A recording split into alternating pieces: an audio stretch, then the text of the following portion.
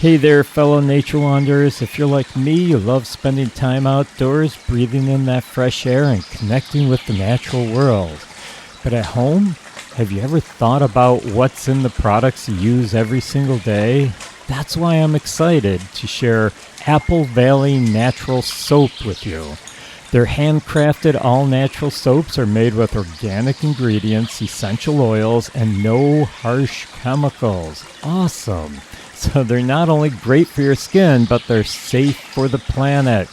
And they don't just stop at soap. Apple Valley Natural Soap also carries a full line of natural skincare products, including shampoos, body butters, facial bars, and more.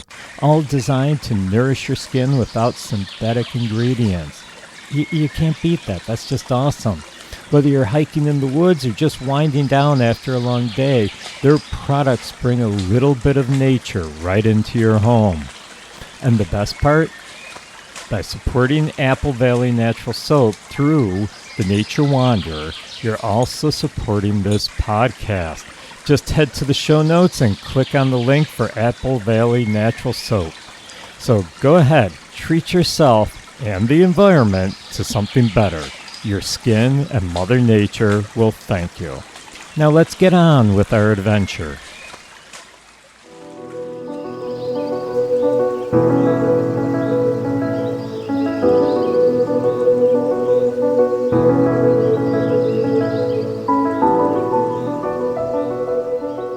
Hello, fellow wanderers. It's Paul here, and welcome again to the Nature Wanderer podcast.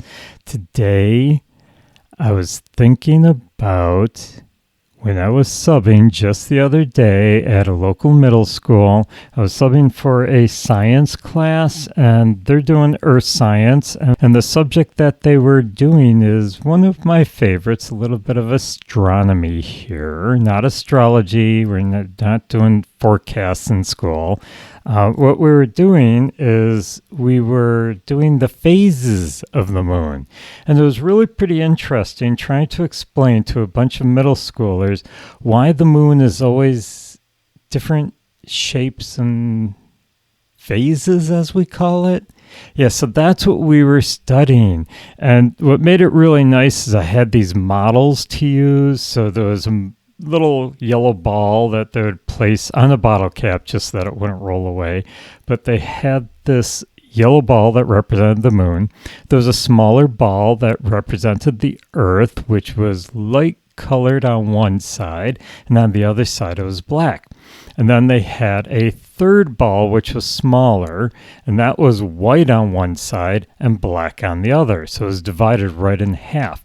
So basically what it was doing is representing the sun, the earth, and the moon.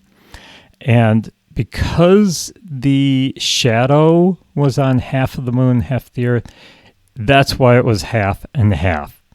Now, we laid them out on a piece of paper with a circle. So the moon was in one spot, the earth was in another spot, and the sun was in another spot. Now the earth and the sun were stationary on this little grid of paper.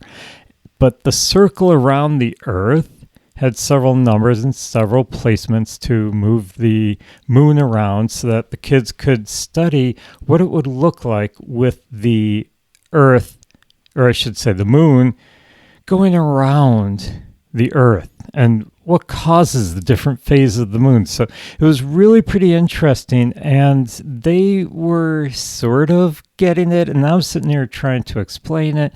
I had some of the students explain it, because sometimes if someone else explains something, it kind of makes more sense to them. So that's what I want to talk about today, because I realize it's not just middle schoolers. I've had adults come up to me, especially after an eclipse, like a solar or a lunar eclipse, and ask me, it's like, well, why don't we get eclipses every night if it's the shadow of the... And no, it doesn't work that way. So I will get a little bit into eclipses, but I want to mostly talk about the phases of the moon.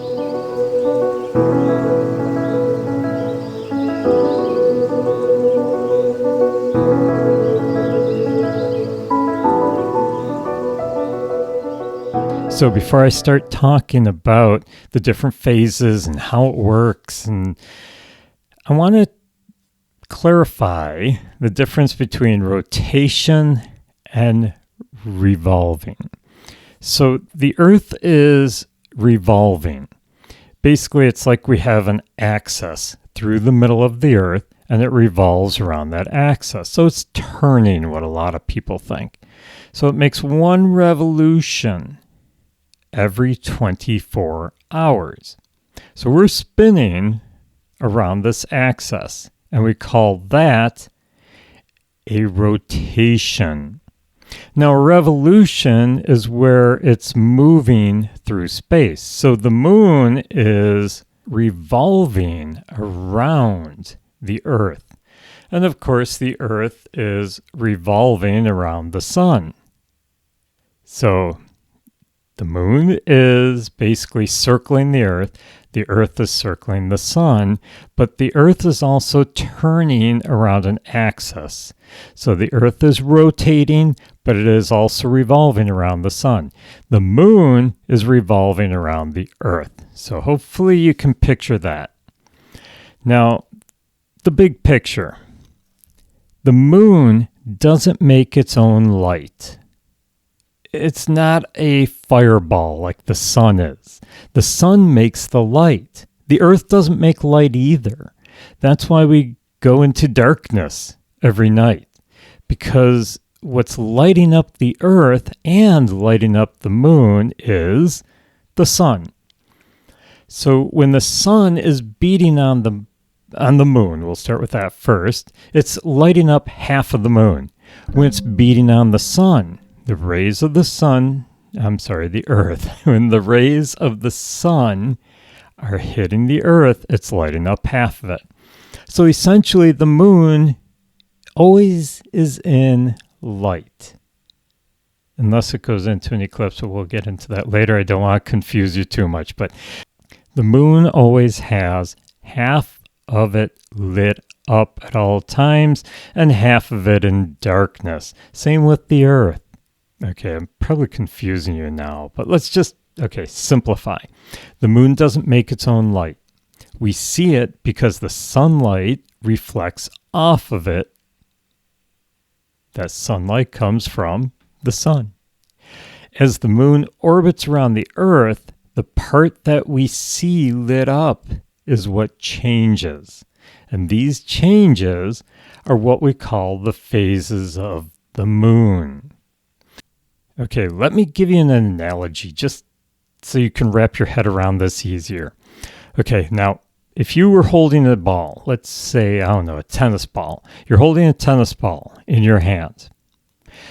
You turn off the lights in the room that you're in, and you take a flashlight, set it on a table somewhere in the room pointing towards you. That flashlight represents the sun.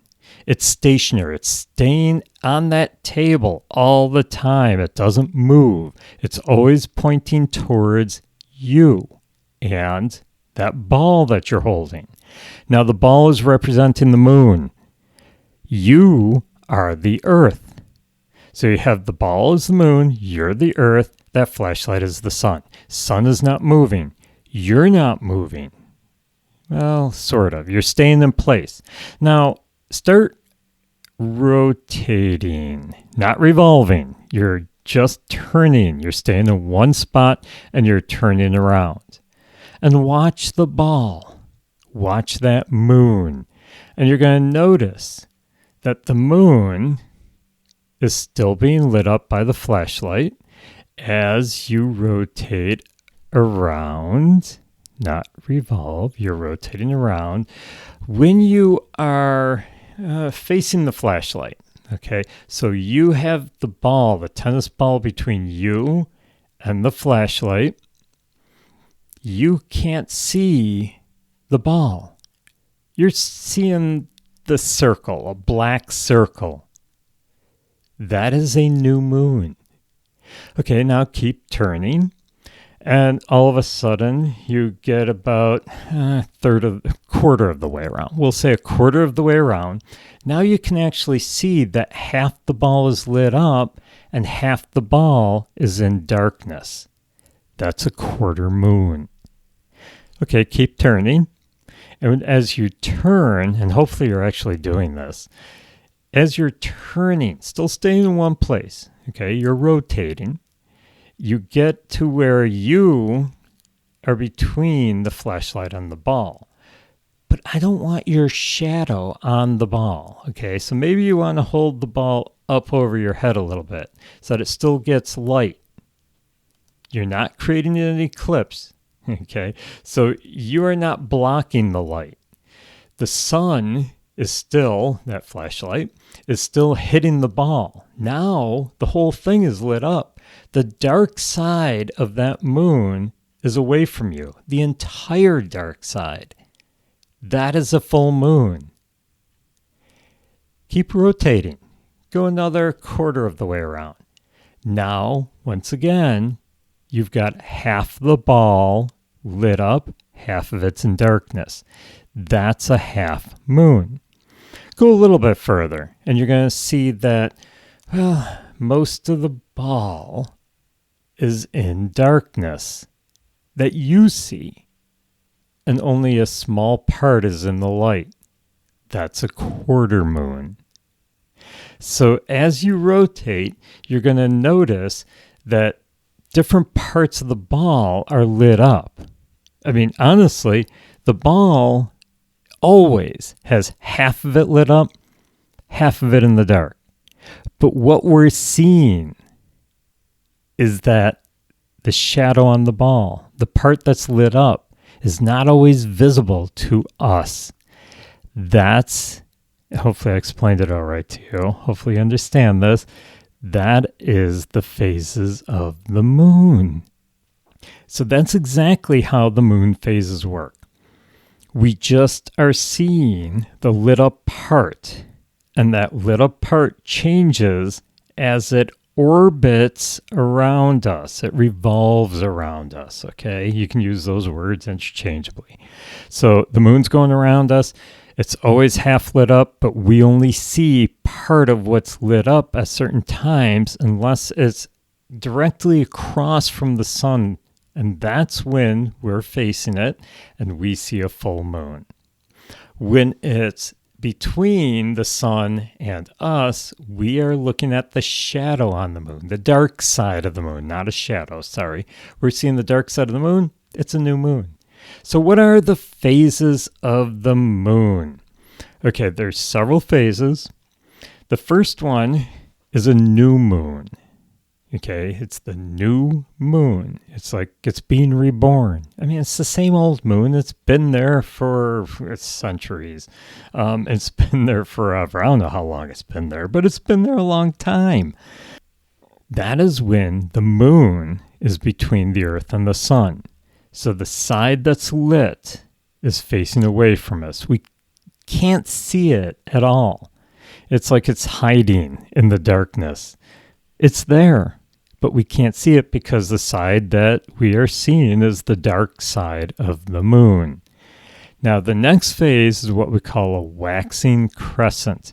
Now, I had a student today ask me, he says, oh yeah, I know the terms waxing and waning. I can never remember which is which. Okay, well, a waxing, the way I remember, I don't know if you remember the movie The Karate Kid. This is how I remember. When he was learning karate from, I can't even remember the guy's name. It's been a long time since I've seen the movie, but it was wax on, wax off. Okay, well, I think of that with the moon.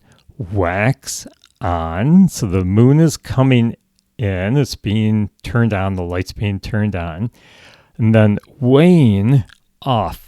So wax on, wane off. So waxing is when you're coming into the full moon. Waning is when you're leaving the full moon and going into a new moon. Okay, so next phase after new moon, you have a waxing crescent. It's like a crescent roll, just a sliver. Okay, that's the crescent. This is when you get the tiny sliver. It starts to appear on the right side. Waxing means it's growing. Remember that. So waxing crescent. Next one, first quarter. That's when it's basically, you can see half the moon. The right side of the moon is lit up. The left side's dark. It's like a half circle. The next phase is a waxing gibbous moon. So more than half is lit now, but it's not full yet. It's still growing. The light is still growing. The moon is still growing. The moon's the same size, but the lighted part is growing. That's what we call gibbous. Okay, so waxing, it's coming in. Waxing gibbous. And then you get the full moon. That's where you can see the whole face of the moon. It's all lit up. It's big and bright. This is when people say it's a great time for night hikes. Yeah, I know a lot of groups that do night hikes on full moons, and it's mostly because it's easy to see where you're going. The next phase, waxing gibbous. Okay, so gibbous, once again, it's very large, mostly lit up. This is waning gibbous. The waning means we're leaving the full moon, getting into the new moon. So the waning means shrinking. Now the light is fading. It's fading from the right side of the moon. And then we get into the last quarter. Now the last quarter is when we see half of the moon again. But this time it's the left side that's lit up. Remember when we were coming in the first quarter, the right side was lit up? Well, now it's the left side that's lit up. And then the last phase is the waning crescent. So once again, remember, waning means shrinking. So this is just a thin curve of light on the left side of the moon. And soon it'll disappear into a new moon again. And you start all over again. So those are the phases of the moon. New moon, waxing crescent, first quarter, waxing gibbous, full moon, waning gibbous, last quarter, waning crescent, and then you're back to the new moon. So hopefully I did a good job at explaining how this is happening. Now, real brief, I'm not going to get into this too much, but what is an eclipse? Okay, well, an eclipse, the same thing is happening where the moon is going around the earth. So it's actually, the earth is between the moon and the sun. And this time when you reach that full moon phase, it's still going around because of the tilt of the earth and the revolution of the moon around. I mean, it's constantly tilting. Well, it got directly in line, I should say. It got directly in line with the earth and the sun. So all three bodies, the sun, earth, moon, are all in a direct line. And this time you're getting a shadow. So the shadow of the earth is on the moon. And that is an eclipse of the moon. Now, a solar eclipse is different. That is when you have a new moon. So the moon is between the sun and the earth. But it passes between, directly in between. And the sun lights up the back of the moon. But because the moon gets in between, it blocks the sun. So that's an eclipse, and that's all I'm going to say about that because I don't want to confuse you too much. The moon, the phase of the moon, is not caused by shadows. It's caused by what we're seeing, the direction that we're looking at the moon. So if the moon is on the other side of the earth from the sun, you're getting a full moon. If it's between the earth and the sun, nothing to do with shadows, okay? You're getting a new moon. And that's because you're looking at the dark side of the moon. The moon is still lit up. Okay, it's still there. It's still lit up. We just can't see the part that's lit up. So it has nothing to do with shadows. It has to do with the location in the sky. Now, the moon revolves around the Earth in how many days? So how many days from one full moon to the next? Can you guess? 27 days. That's why once in a while we can have a blue moon. When people say once in a blue moon, that's when you get 2 full moons in a month. And the second full moon in that month is considered the blue moon. So because we get 12 full moons in a year on average, okay, so it's usually 12 full moons, but once in a while, like I said, we will get a 13th full moon. That one becomes the blue moon. Because one of the months, I don't know which one, it depends on the year, but one of the months we will get a second full moon in a month. That is the blue moon. So it doesn't happen very often. So how many blue moons in a year? Either 0 or 1. It depends on a lot of factors, and it depends on the year. Okay, so what about the tides? I want to talk real quick about tides and the gravitational pull. I mean, you get a tide twice a day. You get a high tide twice a day, you get a low tide twice a day. So the tide comes in, 6 hours later, the tide goes out. 6 hours later, the tide comes in. 6 hours later, tide goes out. And I actually had quite an experience several years ago. I went up to Nova Scotia, went up to the Bay of Fundy, and there was a park there that we went to, and we actually had to time it right. We had to get there in the early morning, and we walked down this long staircase and actually went to this beach, but it wasn't really a beach. It was the ocean floor. We were walking on the ocean floor because the Bay of Fundy, the Bay of Fundy actually has one of the most extreme tides on the planet. And so we had to make sure we got out of there at a certain time. And they have it listed on a board as you go in. It's like, yeah, get your butt out of here by this time because that's when the tide is coming in. But we could actually watch the tide coming in. And that's when we knew, okay, time to start heading back to the staircase. We don't want to be one of those cases where they have to helicopter us out. But they do have to have rescues now and then, they said. Anyhow, we're walking on the floor of the ocean, basically. And then we walked out and we went and looked through the gift shop and we went back over to the railing by the ledge and we looked down and it's like, hey, where we were walking, it was gone. It was underwater. And we saw in other spots in little fishing villages, all the grounded boats. Yeah, they were actually sitting on the floor of the ocean.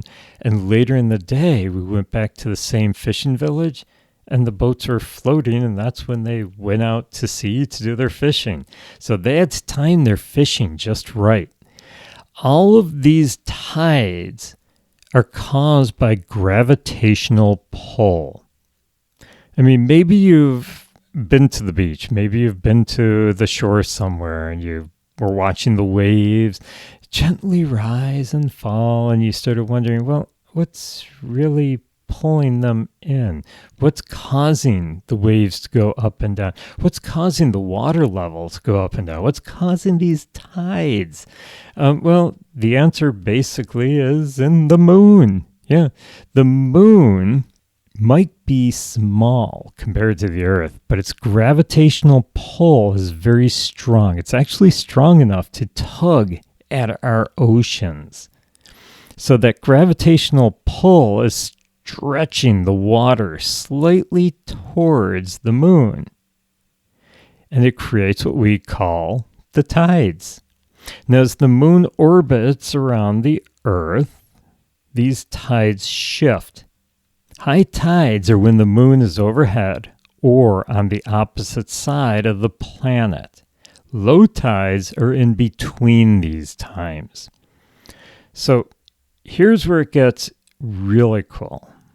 These tides actually sync up with the phases of the moon. Remember, the phases of the moon happen every 27 days. So you get a full moon every 27 days. You get a quarter moon every 27 days. You get a new moon every 27 days. So the tides are actually syncing up. But wait a minute, I said you get 2 high tides, 2 low tides every single day. Yes, but the tides will actually be stronger with the moon phases. Now, don't confuse the moon's gravity with the moon's phases. Okay, totally different. Tides, totally different. They are in sync with the moon's phases, but the tides are not caused by that. They're caused by the gravitational pull. But the moon doesn't glow on its own. It reflects sunlight. And as it moves around the Earth, we see different parts of the sunlight hitting the moon. And as it moves around the Earth, we see different parts of the sunlit side. That's what gives us those familiar shapes in the sky, the crescent, half moon, full moon. But remember, those tides, they actually change depending on the phase of the moon because the sun's gravity joins the party. When the moon is new, completely invisible to us, or full, its gravity and the sun's gravity pull in the same direction. That's when we get the strongest tides, called spring tides. It's not named that because of the season. It's not only happening in the spring. It's actually named because the water springs higher. That's why we call it a spring tide. And when the moon is at its first or last quarter, the sun and the moon are pulling at angles. That weakens the tides, giving us what we call a neap tide. N-E-A-P, so neap tides. It's a little more mellow that way. So the next time you're out wandering and you see the moon in the sky, think about how it's not just lighting up the night, it's quietly shaping the rhythm of our world below, the tides. Pretty amazing, especially since this neighbor of ours is 240,000 miles away. Yeah, it still affects the magnetic field on the planet, pulling the oceans kind of out of shape. So anyhow, let's talk lastly about the full moon energy. There's something about the full moon, isn't there? That bright silver glow hanging in the sky like a spotlight from the universe. Yeah, people have been drawn to it for thousands of years. They've been tracking it, celebrating it, even dancing beneath it. But what is it we're really feeling when we talk about full moon energy? Well, on the science side, the full moon happens when the Earth is right between the sun and the moon. It's a perfect lineup, and the moon's face is fully lit. That's when its gravitational pull, along with the sun's, is strongest. The oceans feel it in the form of powerful tides, as I was just talking about, and some animals do too. Corals that spawn under full moons, or predators hunt different in the bright night, these have all been documented scientifically. So there is something going on in nature with this extra energy from the full moon. But there is more to it than just physics. There is some kind of energy in the air. For generations, people have used the full moon as a time to reflect, to let go, to pause. Notice what's come full circle in their own lives, just like the moon itself. Yeah, so people do look at the full moon as a time to reflect on things. I know I've heard people will see the full moon as a time to get rid of stuff they don't need any longer in their lives. Yeah, time to reflect on their lives. And then the new moon is a time to start fresh. Yeah, start new. That's the kind of the non-scientific part of the full moon's energy. So tonight, maybe you want to step outside, let that moonlight wash over you, take a deep breath and think, what do I want to leave behind? What am I ready to grow into next? I don't know. Maybe you don't believe in that stuff, and that's fine too.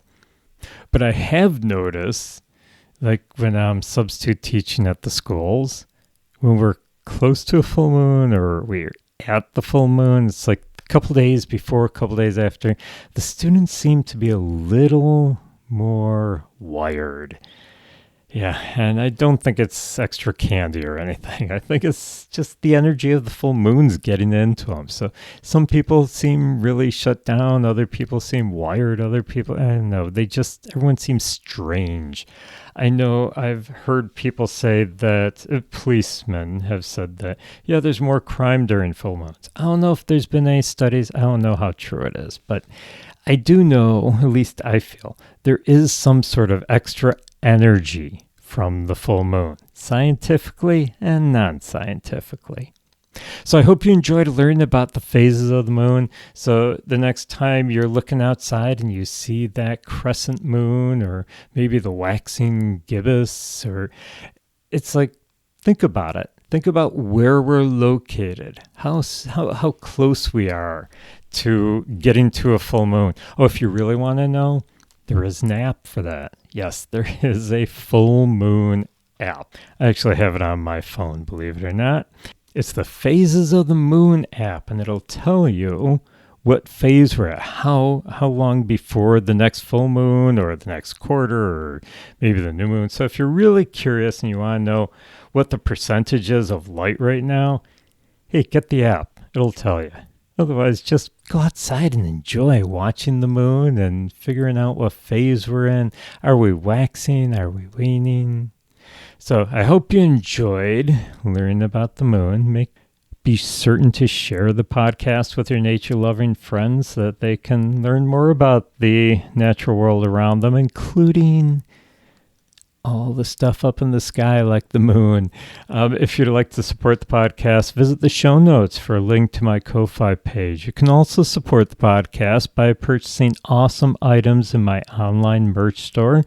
And if you like to journal your wanderings through nature, be certain to purchase a Nature Wanderer Nature Journal. All the links are in the show notes. Well, I hope you enjoy the rest of your week. Stop back next week for another episode of the Nature Wanderer podcast. Have a great one and keep exploring the nature around you.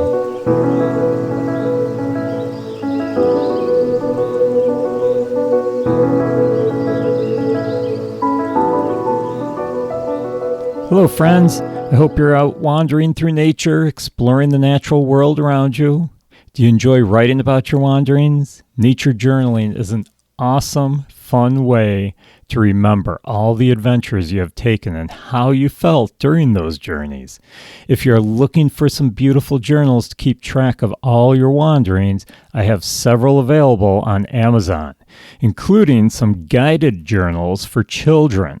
Start your journey in journaling by clicking on the link in the show notes. Keep exploring the nature around you and keep journaling all your wanderings.